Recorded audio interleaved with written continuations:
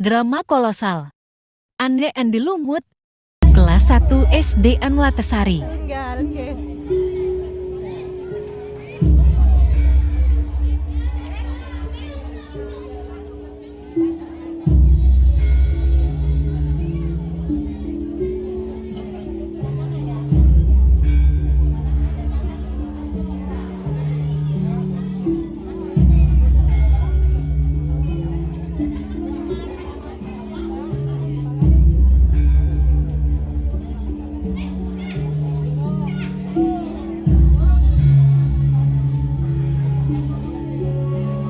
Kisah di Jawa Timur terdapat dua kerajaan kembar, yakni Kerajaan Jenggala yang dipimpin oleh Raja Kayu Negara dan putranya Pangeran Panji Asmara Bangun. Sedangkan yang satunya Kerajaan Kediri yang dipimpin oleh Raja Jayarana dan putrinya Dewi Sekartaji. Untuk menghindari peperangan di antara mereka kedua, kerajaan ini dipersatukan kembali dengan pernikahan antara Dewi Sekartaji dan Pangeran Panji Asmara Bangun.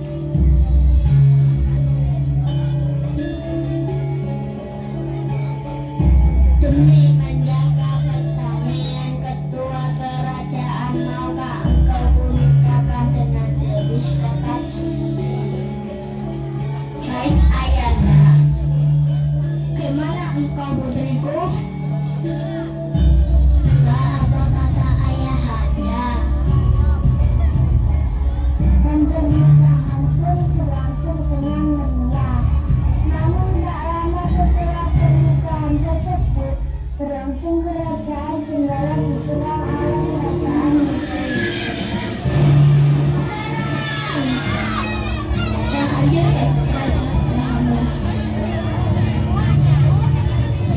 Penjaga Kerajaan Jenggala kaget oleh serangan tersebut.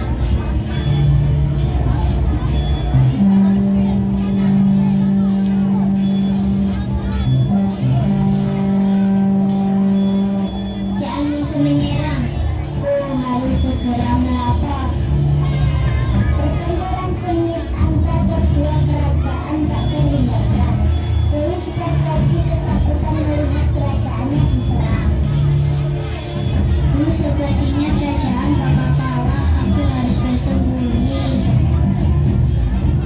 Ia pun segera melarikan diri meninggalkan Kerajaan Jenggala untuk bersembunyi. Dia akhirnya berlindung di sebuah desa yang terletak jauh dari Kerajaan Jenggala, dan ia pun menghampiri sebuah rumah. Permisi Bu, maaf saya tersesat, bolehkah saya tinggal di sini untuk sementara waktu saja? Kalau begitu, kamu mulai sekarang akan aku anggap menjadi anakku, dan aku beri nama Kelenting Kuningmu. Akhirnya Dewi Sekartaji tinggal dengan Nyi Intan dan ketiga putrinya, yakni Kelenting Abang, Kelenting Ijo, dan Kelenting Biru. Kemudian Dewi Sekartaji diangkat menjadi anak, dan kemudian menjadi Kelenting Kuning. Selama tinggal di rumah Nyi Intan, Kelenting Kuning selalu disuruh-suruh membersihkan rumah. Sementara itu, Pangeran Panji Asmara Bangun telah berhasil mengalahkan musuh. Akan tetapi, dia merasa sedih karena istrinya telah pergi. Ia telah berusaha mencari di seluruh penjuru, namun belum juga menemukan keberadaan Dewi Sekartaji. Ketika pangeran hampir menyerah, seorang pengawal datang membawa kabar baik. Pun Baginda, hamba menemukan seorang gadis yang mirip dengan putri Baginda di sebuah dusun. Benarkah? Antar aku ke sana sekarang juga. Sementara itu, pangeran pergi mencari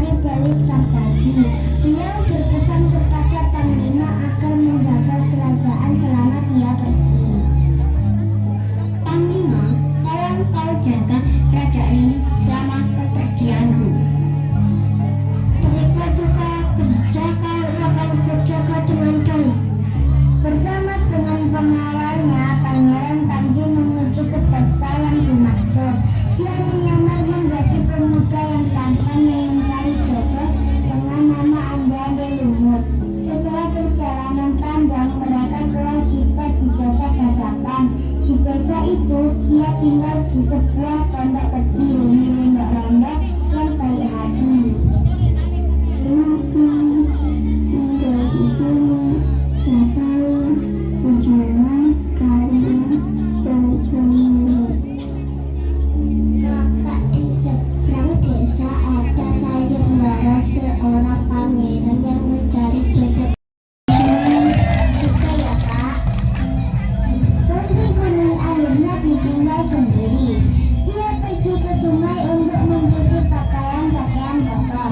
Tiba-tiba ia dikejutkan dengan kedatangan seekor bangau yang bisa berbicara. Tuan Putri pergilah ke desa Gagapan untuk mengikuti sayembara. Hah, bangau bisa berbicara? Di sana Tuan Putri akan bertemu dengan Pangeran Panji Asmara Bangun.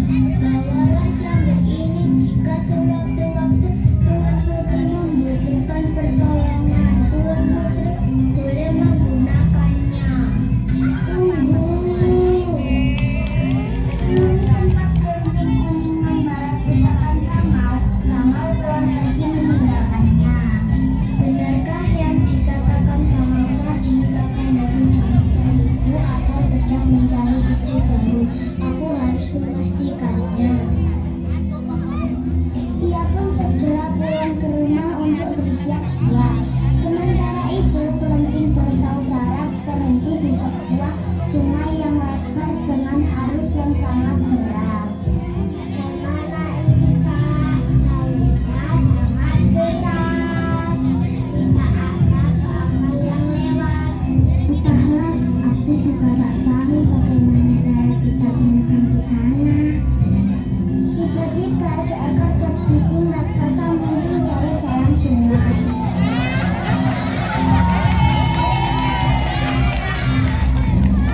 Dengan kaki-kaki cantik ramahku lewatkan aku membantu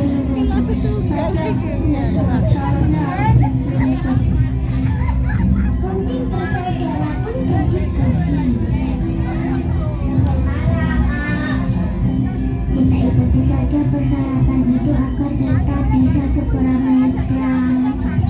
Bahkan kami penuhi permintaanmu. Ketika gadis itu pun mencium Liu Kangkang dan mereka pun naik ke punggung Liu Kangkang. Dan Liu Kangkang dengan cepat menyeberangkan mereka bertiga. Tak lama kemudian datanglah Kelenting kuning. Dan Liu Kangkang juga melakukan hal sama seperti pada ketiga kakak angkat yang sebelumnya, tapi Kelenting kuning memberi jawaban yang berbeda. Kelenting kuning menolak persyaratan dari Liu Kangkang dan mengeluarkan cambuk yang diberikan bangau, kemudian menguburnya pada sungai. Tiba-tiba air dari sungai tersebut surut.